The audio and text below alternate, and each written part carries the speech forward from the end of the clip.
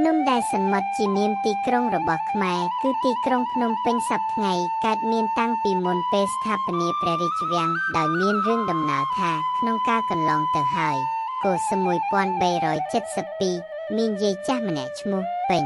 ជាអ្នកមានភោគសម្បត្តិបរិបូរណ៍មានទីលំនៅនៅក្បែរមាត់ច្រាំងទន្លេ4មុខផ្ទះគាត់សង់នៅលើទីទួលមួយខាងកើតភ្នំតូចមួយថ្ងៃមួយទីនោះមានភ្លៀងធ្លាក់ខ្លាំងទឹកទន្លេជន់លិចរហែករហឹមដូនពេញគាត់ចុះទៅកំពង់ទឹកស្រាប់តែឃើញដើមគីលមួយធំអណ្ដែតមកច្រាំងហើយដោយអំណាចទឹកហូរសង់ចុះឡើងដើមគីនោះចេះតែអណ្ដែតវិលវល់នៅក្បែរមាត់ច្រាំងនោះដូនពេញឃើញដូច្នោះគាត់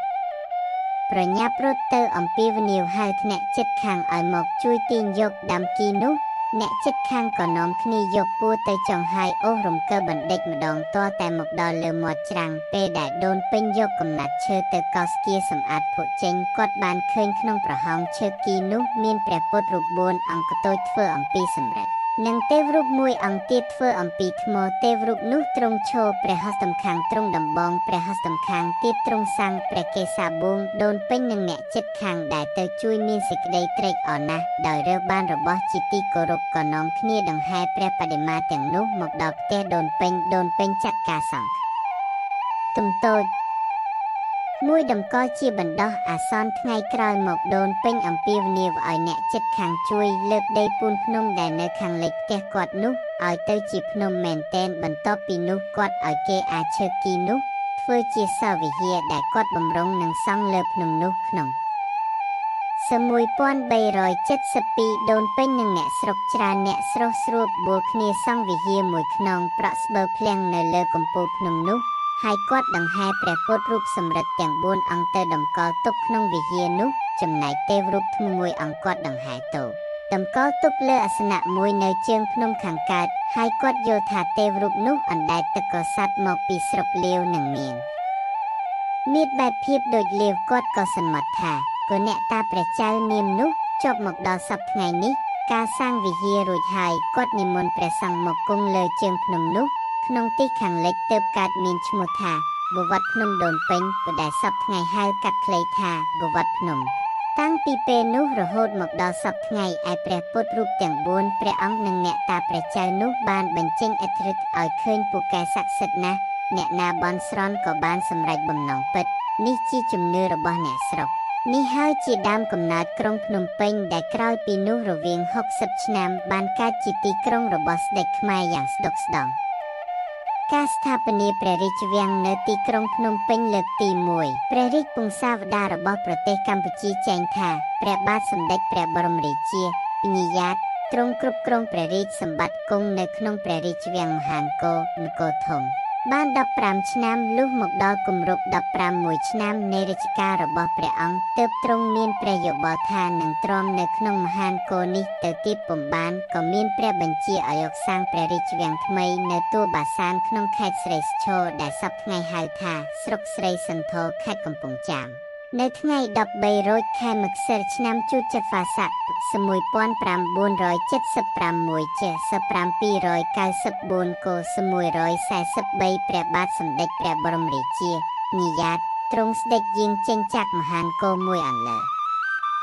ដោយរាជាសេវកាមាត្រនាមសពមុខមន្ត្រីជាដើមដោយព្រះទីនៀងតាមជលមេឃរាមកលុះដល់ថ្ងៃ15កើតខែបុស្សឆ្នាំជូតចត្វាស័កនោះស្ដេចយាងដល់ទួលបាសានស្ដេចគង់នៅជាសុខសម្រានក្នុងព្រះរាជវាំងបាសាននោះបានត្រឹមតែជាង1ឆ្នាំប៉ុណ្ណោះដោយទឹកទន្លេចេះតែឡើងលិចទីនោះរាល់ឆ្នាំទើបព្រះអង្គមានព្រះរាជបញ្ជាឲ្យសម្ដេចញាកែនិងឧកញហរាធិបតីខៀវព្រមដោយមន្ត្រីឯទៀតខ្លះផងដែលស្គាល់ទីដីមានជាភូមិឲ្យទៅពិនិត្យមើលទីដីនៅជិតភ្នំដូនពេញឃើញថាទីដីនៅទីអាគ្នេយ៍ភ្នំដូនពេញជាភូមិល្អព្រះអង្គក៏មានព្រះរាជបញ្ជាឲ្យយកសាងព្រះរាជវាំងថ្មីនៅទីត្រង់នោះ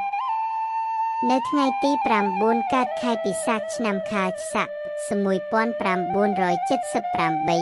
1796កស1434ព្រះបាទសម្ដេចព្រះបរមរាជានិយាតស្ដេចយាងចាក់ចេញពីរាជវាំងបាសានថ្ងៃ15កើតខែពិសាខចូលគង់រាជវាំងថ្មីនាទីអាគ្នេយ៍ភ្នំដូនពេញនៅថ្ងៃ11រោចខែពិសាខឆ្នាំម្សាញ់ពស័ក1981ចេស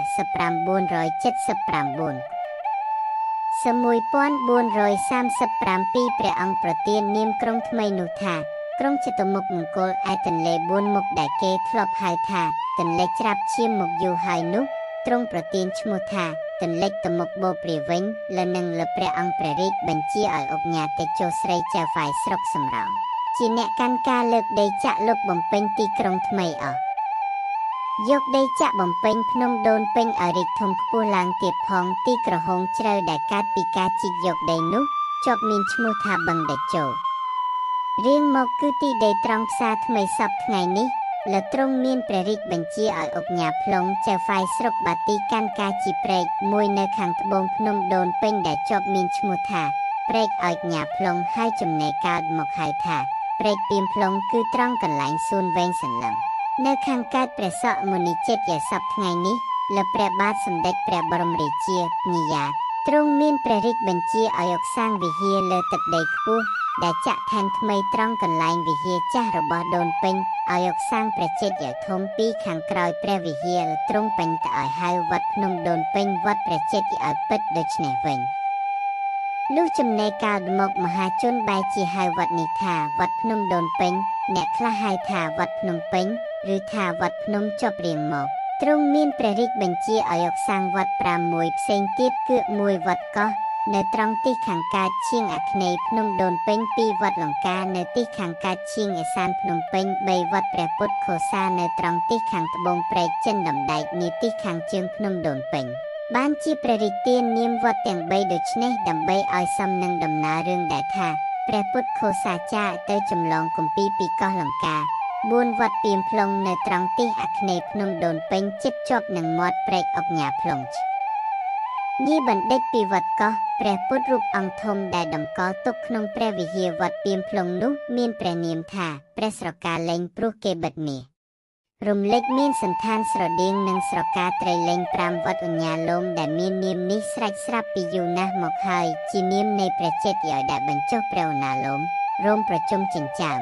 នៃព្រះអស់ចិត្តថេនៅចំកណ្ដាលព្រះចេតិយទាំង5ខាងលិចវិហារវត្តអញ្ញាលោមសប្តាហ៍នេះ6វត្តខ្ពប់តាយ៉ងដោយនាមតាមម្នាក់ឈ្មោះយ៉ងដែលជាអ្នកជីកខ្ពប់លុះចំណែកកាលមកវត្តខ្ពប់តាយ៉ងគឺវត្តបទុមវត្តដីសប្តាហ៍នេះបន្ទាប់ពីនោះព្រះបរមរាជានិយាតព្រះអង្គមានព្រះរាជបញ្ជាឲ្យជីកព្រែកមួយទៀតនៅទីខាងត្បូងព្រះបរមរាជវាំងហើយឲ្យលើកកំពែងព័ទ្ធជុំវិញក្រុងព្រែកនៅខាង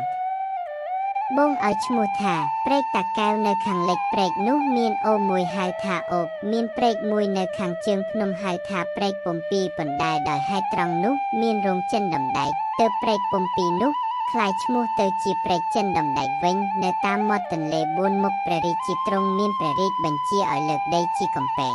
ដើម្បីការពារទឹកទន្លេកុំឲ្យឡើងលិចទីក្រុងខាងក្នុងកំពែងទីក្រុងថ្មីនេះពួកអ្នករាជការនិងអ្នកស្រុកសង់ផ្ទះសម្បែងបានតាមចិត្តឯភូមិខាងលិចទីក្រុងសុទ្ធតែជាវាលស្រែ4ឆ្នាំក្រោយមកព្រះនរាជាព្រះរាជបុត្រច្បងនៃព្រះបរមរាជានិយាតត្រូវបានតាំងជារាវព្រាជហើយទ្រង់ទៅសាងប្រាសាទគង់នៅឯជាលុះក្នុងពេលជាមួយគ្នានោះព្រះស្រីរាជារាជបុត្របន្ទាប់នៃព្រះបរមរាជា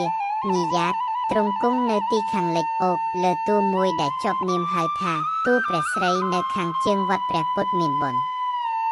ការស្ថាបនាព្រះរាជវាំងនៅទីក្រុងភ្នំពេញលើកទី2នៅថ្ងៃប្រហោបត្តិ4កើតខែបោះឆ្នាំឆ្លូវសប្បុរស័កស2409មកស1787ចេស1227កុស1865ម៉ោង9ព្រឹកព្រះបាទនរោត្តមបរមរាមទេវតាព្រះសវណ្ណកតស្ដេចយាងចាក់ចេញព្រះបរមរាជវាំងស្រះសពើយុទ្ធក្រុងឧដុង្គមានជ័យមកគង់ក្រុងភ្នំពេញចតុមុខអង្គរការកសាងទីក្រុងភ្នំពេញក្នុងរជ្ជកាលព្រះករុណានរោត្តមនេះជាការសាងលើកទី2ពីទី1ក្នុងរជ្ជកាលព្រះបរមរាជានិយាតបានប្រកបដោយជោគជ័យសិរីមង្គលរុងរឿងចម្រើនស្ថិតស្ថេររហូតមកដល់សម័យបច្ចុប្បន្នសូមអរគុណពីចិត្តស្មោះស្ម័គ្ររបស់យើងចំពោះអ្នកគ្រប់រូបដែលបានចូលរួម Subscribe ចែករំលែកកុំភ្លេចថាអ្នកគឺជាផ្នែកមួយនៃនិទាននេះសូមឲ្យពន្លឺនិទាននាំព្រះនាមអ្នកទៅកាន់សុខសាន្តក្តីស្រមៃនិងការជ្រាបចិត្ត